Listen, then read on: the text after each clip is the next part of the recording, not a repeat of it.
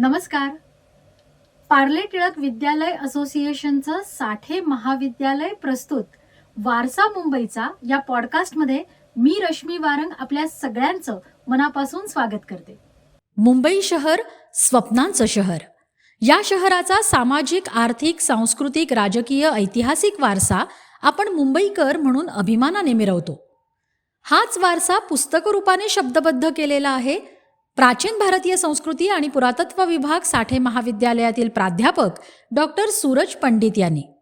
या पुस्तकाविषयी अगदी थोडक्यात सांगायचं झालं तर गेली 20 वर्ष विभागानं केलेलं संशोधन कार्य प्राध्यापक डॉक्टर सूरज पंडित यांनी लोकमत या नामांकित वृत्तपत्रासाठी लेखांच्या रूपात शब्दबद्ध केलं. मुंबई विद्यापीठ आणि अपरांत प्रकाशन यांच्या संयुक्त विद्यमाने या लेखमालेचं पुस्तक रूपात प्रकाशन झालं. तेच हे पुस्तक वारसा मुंबईचा, ज्याचं इंग्रजी भाषांतर प्रशांत घरत यांनी केलेलं आहे.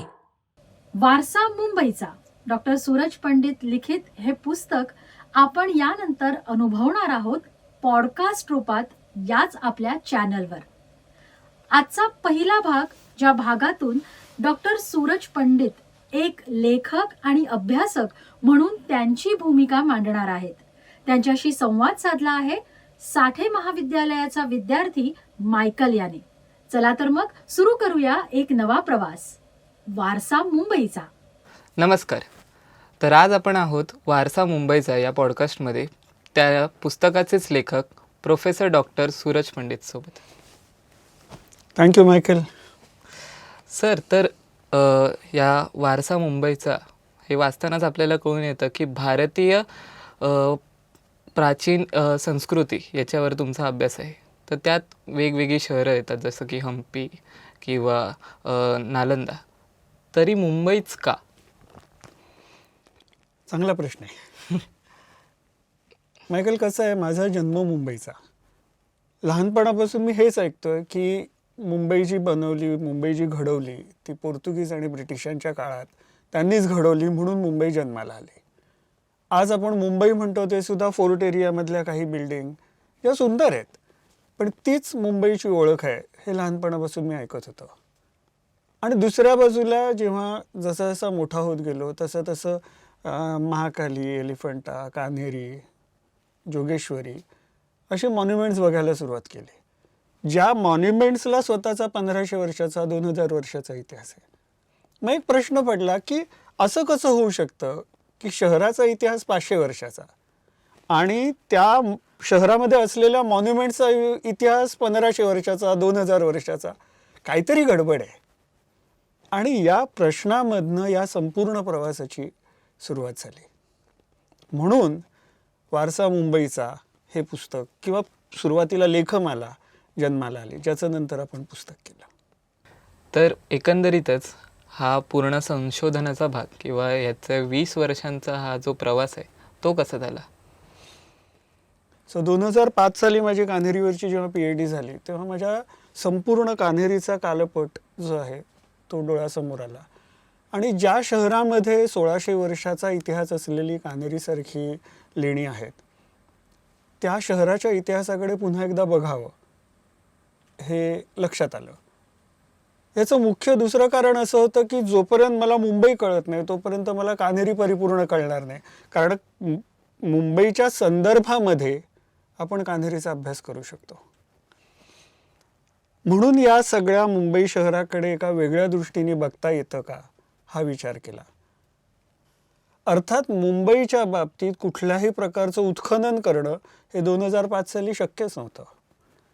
त्यामुळे 2008 साली साठे महाविद्यालयाच्या प्राचीन भारतीय संस्कृती आणि पुरातत्व विभागामधनं मी पहिल्यांदा मुंबईतल्या प्राचीन ग्रामनामांचा अभ्यास करायला सुरुवात केली. प्राचीन साहित्यामध्ये मुंबई परिसरातले जे उल्लेख आहेत ते, किंवा त्याच्याबरोबर प्राचीन शिलालेखांमध्ये मुंबईतल्या ज्या ग्रामनामांचे उल्लेख मिळतात, जसं की बोरिवली आहे, मुलुंड आहे, विक्रोळी आहे, कांदिवली आहे. साधारण 800 ते 1000 वर्षापूर्वीच्या शिलालेखात, साहित्यात यांचे उल्लेख मिळतात. त्या सगळ्यांचा अभ्यास करायला मी सुरुवात केली आणि असं लक्षात आलं की मुंबईमध्ये खूप मोठ्या प्रमाणावरती साधारण 1000 वर्षापूर्वी सुद्धा लोकवस्ती असायला हवी. ह्याचा पुढचा टप्पा असा होता की त्या लोकवस्तीमध्ये जी राहणारी माणसं होती त्यांच्या उपजीविकेची साधनं काय होती, ती कशी जगत होती. मग प्राचीन साहित्यामध्ये मुंबईचे कुठले कुठले उल्लेख मिळतात. जर एवढ्या मोठ्या प्रमाणावर इथे मॉन्युमेंट्स आहेत, म्हणजे अगदी ढोबळमाने जर सांगायची वेळ आली तुला की मुंबई परिसरामध्ये, म्हणजे याला आपण मुंबई मेट्रोपॉलिटन रिजन म्हणतो, ह्याच्यात किती मॉन्युमेंट्स असतील तर साधारण एक 50-52 किल्ले आहेत, 226 लेणी आहेत आणि हजारोनी हेरिटेज स्ट्रक्चर्स आहेत. सो या बॅकग्राऊंडवरती मुंबईचे कुठल्याच प्राचीन साहित्यात उल्लेख नाहीत असं होणार नाही. म्हणून मी 2011, 12, 13 या 3 वर्षामध्ये प्राकृत, संस्कृत, पाली साहित्यामध्ये मुंबईचे उल्लेख कुठे कुठे दिसतात ह्याचा शोध घ्यायला सुरुवात केली. आणि अर्थात आमच्या विभागातल्या राधा सबनीस मॅडम आहेत किंवा इतर आमचे सहकारी आहेत, विद्यार्थ्यांनी मला खूप मदत केली त्या काळात. आणि असे आम्ही एकूण 52 ग्रंथ शोधून काढले ज्याच्यामध्ये मुंबई परिसरातल्या स्थानांचं वर्णन आहे, नुसते उल्लेख नाही. मग त्याच्यामध्ये रामायण आहे, महाभारत आहे ज्याच्यामध्ये सोपाऱ्याचे उल्लेख आहेत, किंवा काही बौद्ध साहित्य आहे, जैन साहित्य आहे ज्याच्यामध्ये अनेक उल्लेख आपल्याला मुंबई परिसरातले पाहायला मिळतात. त्या व्यतिरिक्त चीनी प्रवास वर्णनं आहेत, अरबी लोकांची प्रवास वर्णनं आहेत, आफ्रिकन माणसांची प्रवास वर्णनं आहेत. अशा प्रचंड मोठ्या साहित्याच्या समुद्रामध्ये आम्हाला असे काय काय काय काय मोती सापडायला सुरुवात झाली. त्यामुळे आमचा कॉन्फिडन्स वाढला. आणि ह्याचा सगळ्यात शेवटचा टप्पा जो आला तो म्हणजे साष्टीचं जे बेट आहे त्याचं मी शास्त्रशुद्ध गवेषण केलं, म्हणजे आर्किओलॉजिकल एक्सप्लोरेशन केलं. साठे महाविद्यालयाचा प्राचीन भारतीय संस्कृती आणि पुरातत्व विभाग, मुंबई विद्यापीठाचं सेंटर फॉर एक्स्ट्राम्युरल स्टडीज ज्याला बहिशाला शिक्षण विभाग असं म्हणतो आपण, आणि इन्स्टुसेन नावाची एक NGO, आम्ही तिघांनी एकत्र येऊन सगळे समविचारी लोक एकत्र आले आणि त्यांनी विचार केला की हे काम आपल्याला करायला पाहिजे. त्याच्यासाठी आम्ही एक पायलट प्रोजेक्ट डिझाईन केला जो मरोळ आणि माहीम या 2 भागामध्ये चालवला. त्याचे उत्तम रिझल्ट्स आले आणि मग आम्ही मुंबई मेट्रोला अप्रोच झालो. त्या काळामध्ये मुंबई मेट्रोचं काम सुरू होत होतं आणि आमचं महत्त्वाचं काम मुंबई मेट्रो करणार होती ते म्हणजे उत्खननाचं. कारण पुरातत्वीय उत्खननाला मुंबईत जागाच नाही आहे. मुंबईतल्या जागेचे भाव बघता कुठलाही बिल्डर आम्हाला उत्खनन करायला परवानगी देणार नाही याची खात्री आहे. त्यामुळे मुंबई मेट्रोबरोबर आम्ही काम करायचं ठरवलं आणि मुंबई मेट्रोनी आम्हाला खूप मोठी साथ दिली. त्यांनी आमच्या प्रोजेक्टला फंडिंग दिलं, आमच्या मागे ठामपणे उभे राहिले, ज्याच्यामुळे आम्ही 6 जणांची आमची मोठी टीम उभी करू शकलो. ह्या सगळ्या प्रयत्नातनं एक खूप मोठा ठेवा आमच्या हाती लागला आणि तो ठेवा म्हणजे आमच्या मुलांनी मुंबईतल्या गल्ल्याबोळ पिंजून काढले. त्या गल्ल्याबोळांमध्ये जे अवशेष पडलेले होते 1000 वर्ष जुने, 1200 वर्ष जुने, हे सगळे काही अश्मयुगीन काही स्थळं पुन्हा नव्याने उजेडात आली. म्हणून त्यावेळेला Mumbai metropolitan region heritage conservation society म्हणून एक सोसायटी आहे MMRDAच्या अंडर, तिथे आर्किटेक्ट नीरा आडारकर काम करत, एक त्यांचा प्रोजेक्ट चालला होता. त्यांनी आणि मी मिळून मल्टिप्लिसिटीज नावाचं एक कॉफी टेबल बुक लिहिलं. जवळजवळ 400 पानाचं ते पुस्तक आहे ज्याच्यात मुंबईच्या अश्मयुगापासून ब्रिटिश काळापर्यंतचा सगळा एक सांस्कृतिक वारसा आम्ही मांडण्याचा प्रयत्न केला. अर्थात ह्याची प्रेरणासुद्धा मला एका दुसऱ्या प्रोजेक्टमधून मिळाली. Professor M.K. ढवळीकर यांनी मुंबईच्या वारशावर जेव्हा काम केलं तेव्हा मी त्यांना रिसर्च असिस्टंट म्हणून काम करत होतो. तर अशी माणसं प्रेरणादायीच असतात. त्याच्यातनं मला हे सुचलं की हे कॉफी टेबल बुक फार महाग असतात, फार कमी लोकांपर्यंत पोचतात. म्हणून आमचे एक मित्र आनंद कानेटकर त्यांनी सांगितलं की तुम्ही लेखमाला लिहायला पाहिजे. आणि म्हणून त्यांनी लोकमत या वृत्तपत्राशी संपर्क साधला. त्यावेळेचे त्याचे संपादक पत्रोडकर सर, त्यांनी अगदी आनंदाने त्याला मान्यता दिली आणि साधारण 1 वर्ष ही लेखमाला चालवायची असं ठरलं. ती 1 वर्षाची 1.5 वर्ष कधी झाली, 2 वर्ष कधी झाली, ती झालीच. ती लेखमाला झाली आणि ती लेखमाला ज्या दिवशी झाली, संपली, त्या दिवशी मुंबई विद्यापीठाने आणि अपरांत प्रकाशननी या लेखमालेचं इंग्रजी भाषांतर प्रकाशित केलं. सो मराठी लेखमाला इंग्रजीत पहिले प्रकाशित झाली आणि मग वारसा मुंबईचा या नावाने हा ग्रंथ, हे पुस्तक ज्याच्यामध्ये 54 गोष्टी आहेत ते आलं. सो साधारण 20 वर्षाचा ह्या एकूण संकल्पनेचा, एकूण संशोधनाचा हा एक थोडक्यात आढावा आहे असं मी म्हणेन.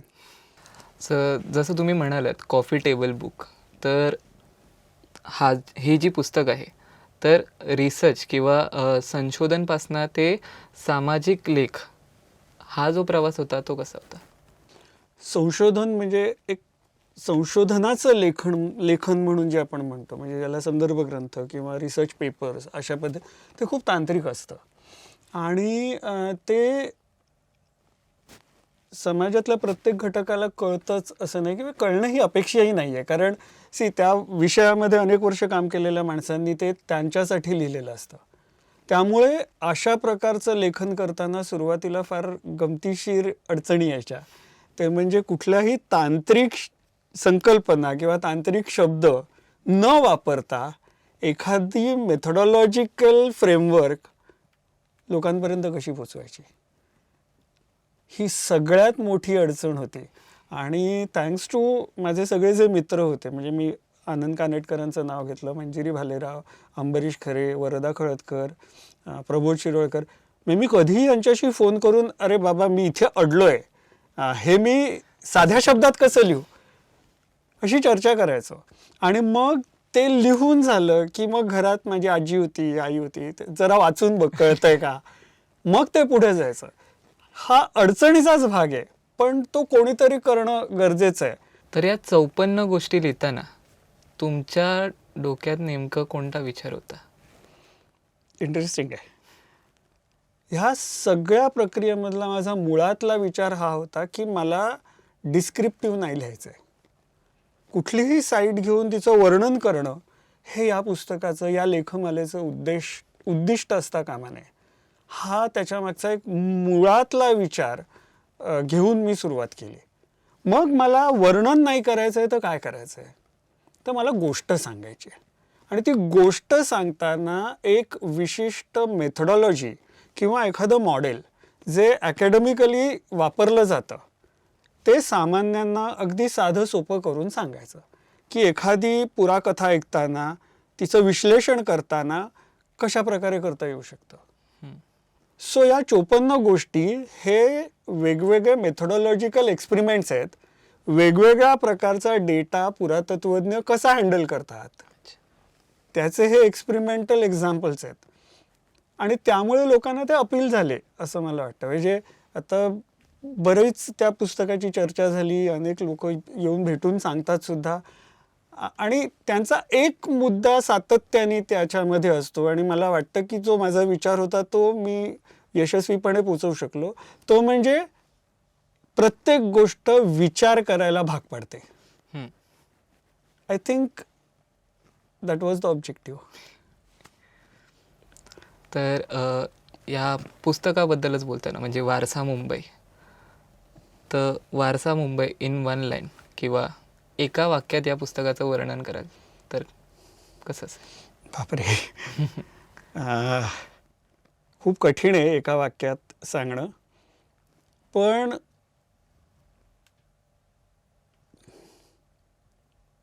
एक खूप मोठा प्रश्न आणि त्याची 54 उत्तरं, असं मी त्याचं एका वाक्यात वर्णन करू शकेन. तर थँक्यू सर, तुम्ही तुमच्या वारसा मुंबईचा या पुस्तकाबद्दल सांगितल्याबद्दल. थँक्यू. सो यापुढे आपण वारसा मुंबईच्या यामध्ये जे 54 गोष्टी आहेत त्याबद्दल प्रत्येक गोष्टीवरती पुढच्या एपिसोड्समध्ये बघत राहू.